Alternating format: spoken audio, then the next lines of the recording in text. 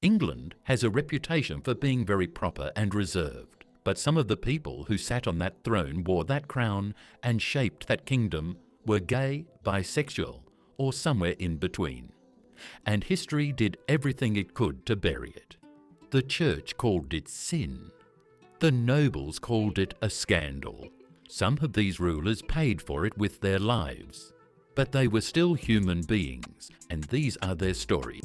From the ones history is least certain about, to the ones it definitely wished it could erase. Let's start with the one history is most unsure about. 5.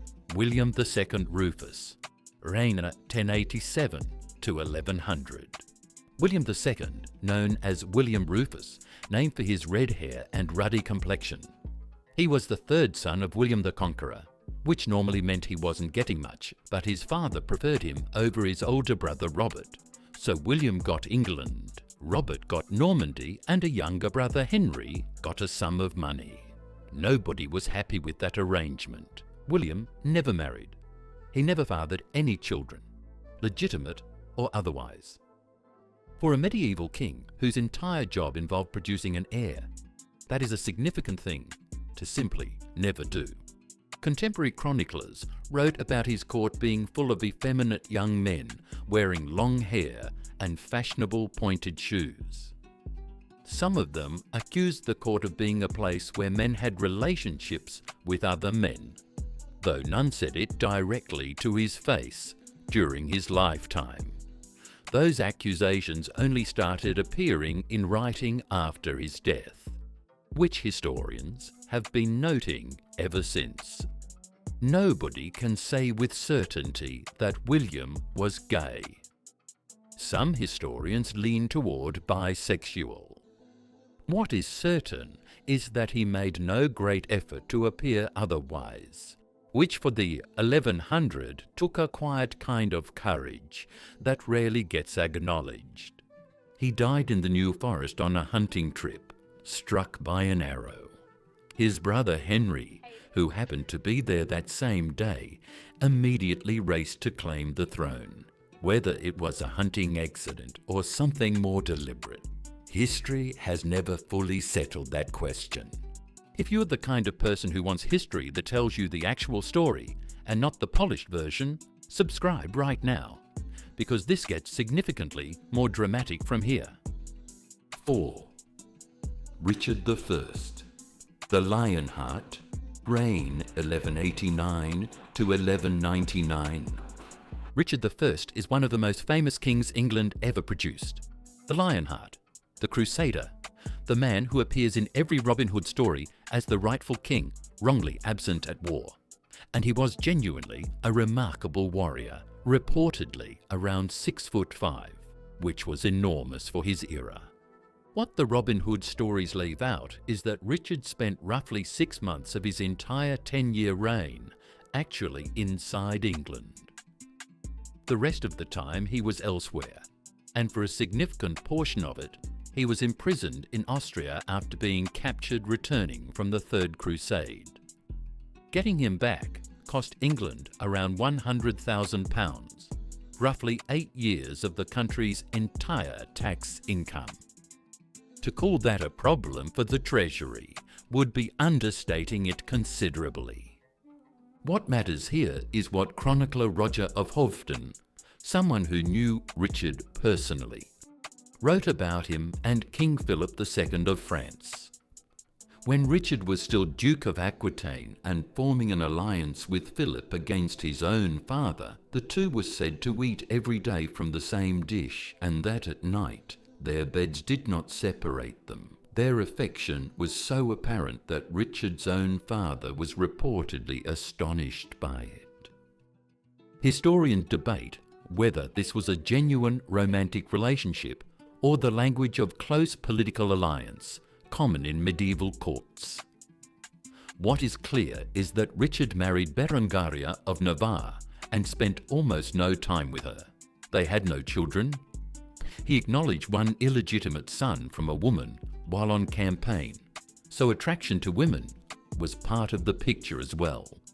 What he actually was is, as with most real people, more complicated than any single category. 3. Richard II, reign 1377 to 1399. Richard II inherited the crown at 10 years old. His father, the famous Black Prince, had died the previous year, and when grandfather Edward III died shortly after, the throne landed on a child. Nobody really thought that was going to go smoothly. The most significant relationship of Richard's life, politically and personally, was with Robert de Vere, Earl of Oxford. Richard elevated him to Marquess of Dublin in 1385, making him the first person ever to hold that title in England. The next year he made him Duke of Ireland. The issue was that dukedoms were reserved exclusively for royalty, not for ordinary nobles. The rest of the court was incensed. The chronicler Thomas Walsingham, who openly disliked Richard, wrote that the relationship between the king and de Vere was homosexual in nature.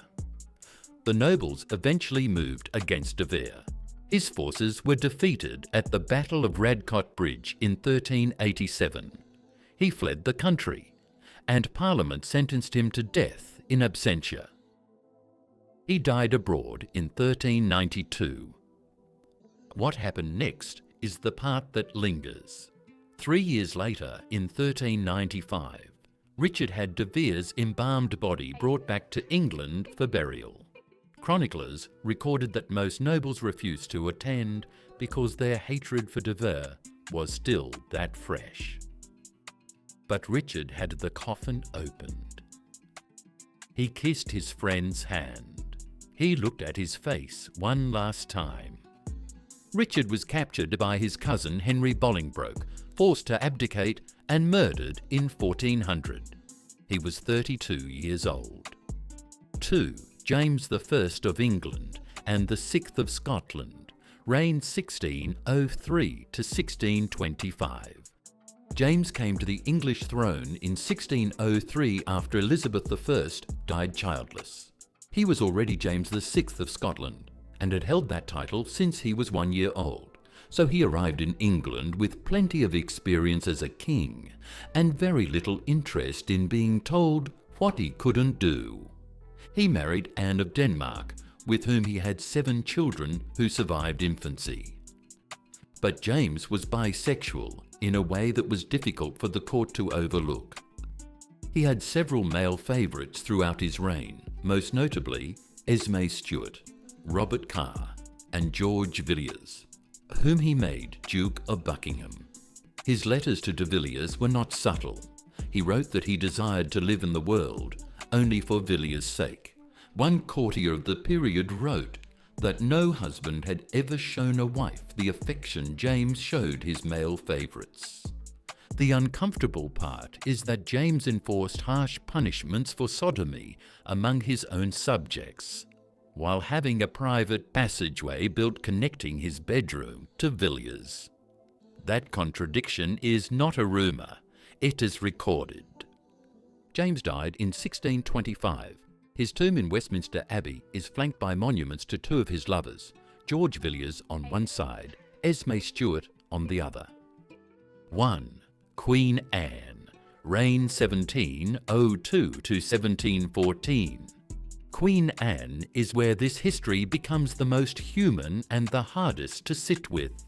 Anne became queen in 1702, following the deaths of her sister Mary and brother-in-law William. She was the last Stuart monarch and, after the Acts of Union in 1707, joined England and Scotland, the first sovereign of the United Kingdom of Great Britain. She married Prince George of Denmark and, by most accounts, genuinely loved him. She was pregnant 17 times. Most ended in miscarriage or stillbirth. Her only son to survive infancy, Prince William, died of smallpox at 11. Medical historians today believe Anne likely suffered from Hughes syndrome, a blood clotting disorder that would have made fetal survival nearly impossible, and that ordinary aspirin would have addressed. She never had that treatment available to her. She outlived every single one of her children. The relationship that defined her life was with Sarah Churchill, Duchess of Marlborough. They had been close since childhood and used private pet names for each other, Mrs. Freeman for Sarah and Mrs. Morley for Anne, a way of reaching for something ordinary beneath all the ceremony of rank. Anne wrote to Sarah that she longed to be with her more than she could say. Sarah was sharp, ambitious, and eventually pushed too hard. She lectured Anne. She tried to use the closeness to direct policy. Anne, steadier than most people have given her credit for, quietly moved her affections to Abigail Masham, Sarah's own cousin, who was calm and undemanding. Sarah tried to publicly expose and humiliate Anne over it. Anne didn't flinch. She remained popular right through her death in 1714. She died leaving no heir of her own. She had still managed to hold together a kingdom. None of these people were living in any kind of tolerant time. Every single one of them had to navigate their lives inside a world that treated the very fact of them as a punishable offense. Some paid for it brutally, some managed to survive it, and most of them have been quietly removed from the version of history that gets passed down. They deserved better then.